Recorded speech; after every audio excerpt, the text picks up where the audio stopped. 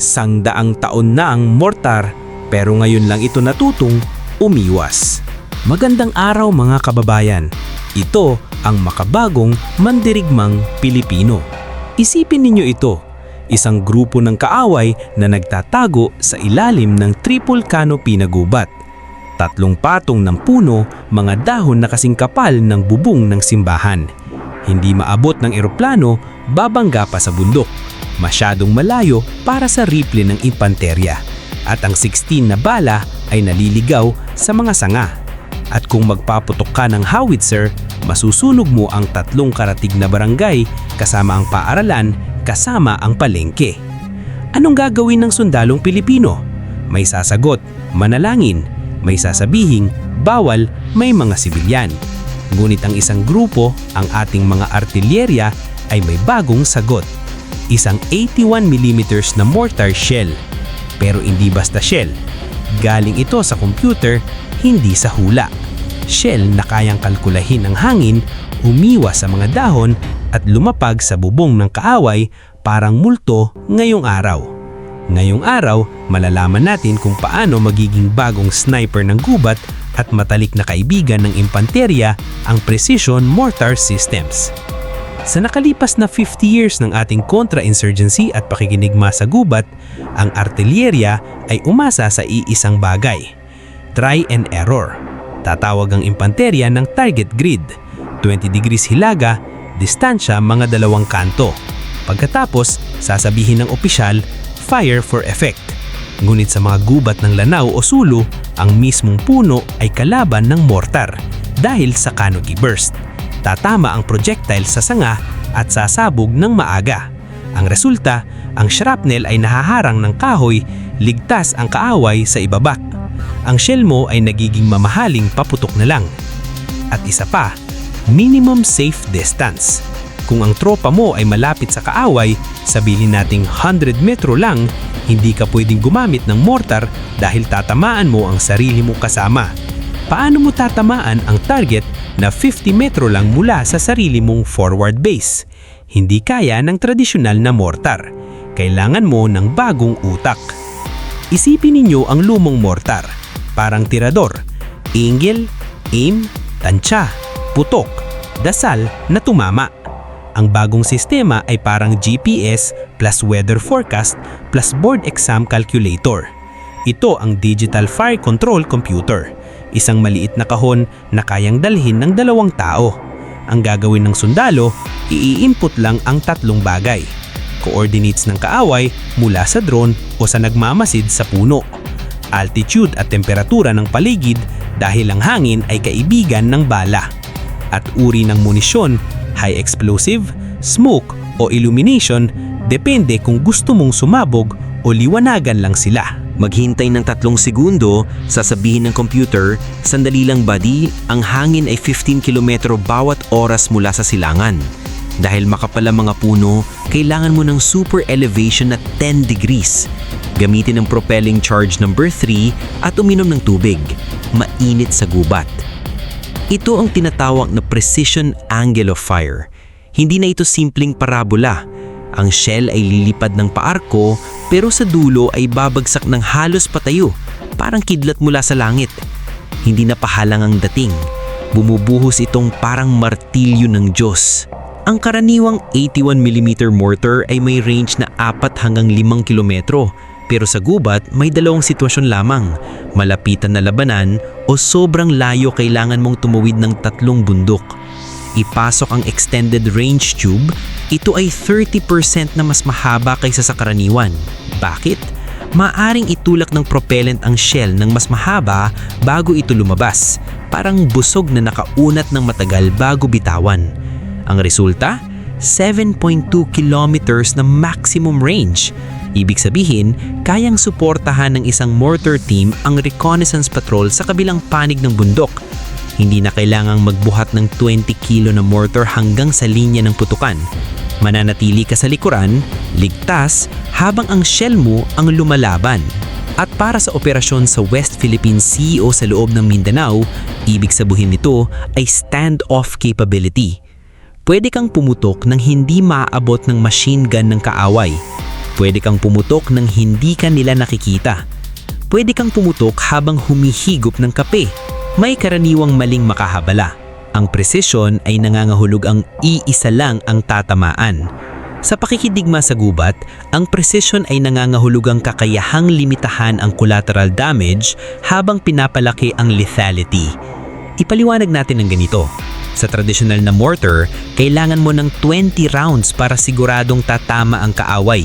Dahil ang shrapnel ay nakakalat kung saan-saan. Tatama sa puno, tatama sa ibon, tatama sa kalabaw.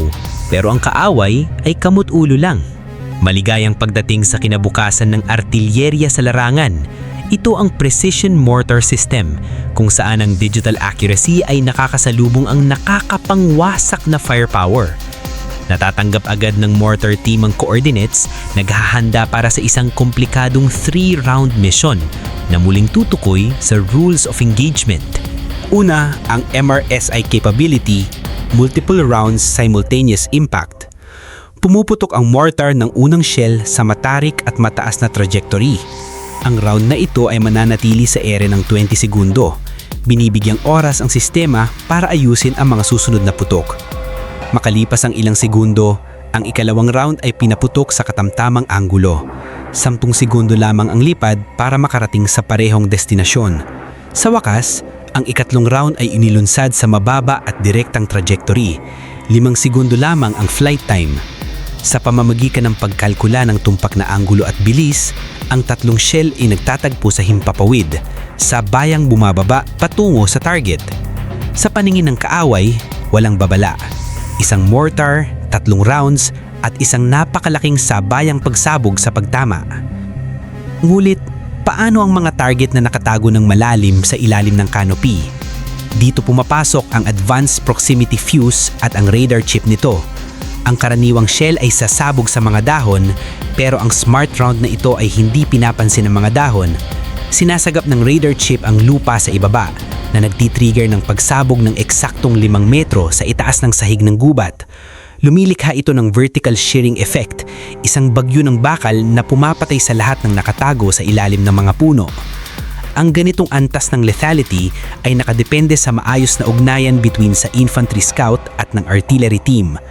Gamit ang handheld battlefield management system, minamarkahan niya ang target at ipinapadala ang datos sa isang tapik lamang. Bumalik sa mortar, ang firing solution ay lumalabas agad. Walang radyo na daldalan, walang kalituhan. Aksyon agad. Binawasan namin ang oras ng pagtugon mula 10 minuto tungo sa wala pang 90 segundo. Ang bilis ay kaligtasan sa makabagong larangan ng digmaan. Advanced timing, radar, targeted fusing at digital integration, ito ang bagong pamantayan ng precision warfare. Sa mundo ng pakikidigma sa gubat, 90 segundo ay pagitan ng sorpresahin ng kaaway o ang tropa mo ang maambush. May isa pang epektong hindi masusukat sa metro o kilo, psikolohiya. Isipin ninyo kayo ang kaaway. Nasa ilalim kayo ng canopy ng gubat. Alam ninyong hindi kayo makikita ng eroplano, alam ninyong hindi kayo maaabot ng rifle. Kumakain kayo ng kanin, nakikipagkwentuhan sa mga kasama, ligtas kayo. Tapos biglang may sa itaas parang bubuyog. Pagkatapos, boom, hindi isa, 2, 3, 4, sabayang sabog. Bumuhos ang bakal sa bubong ninyo.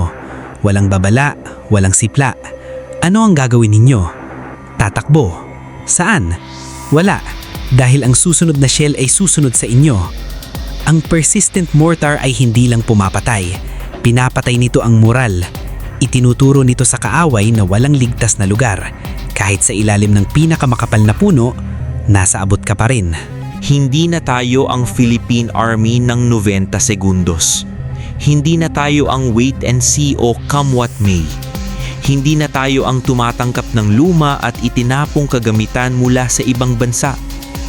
Ang pagsasama ng digital fire control computers sa extended range 81mm mortars ay patunay na nauunawaan ng ating pamunuan ang ating terrain. Hindi tayo bumibili ng tangke para sa gubat. Maganda yang pampakita sa elex pero walang silbi sa putik.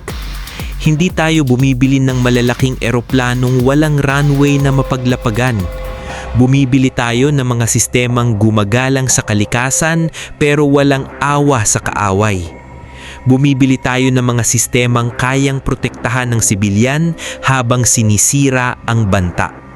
Mula sa kabundukan ng Karamuan kung saan ginagamit ito ng ating special forces sa pagsasanay kasama ang ibang bansa, hanggang sa gubat ng Basilan kung saan natutunan ng dating grupo ng Isnilon Hapilon na takatutan ang langit.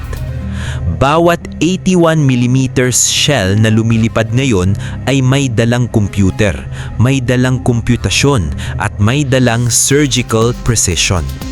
May mga ulat na hindi ninyo mababasa sa pahayagan. Noong 2023, isang patrol ang naipit sa isang bangin.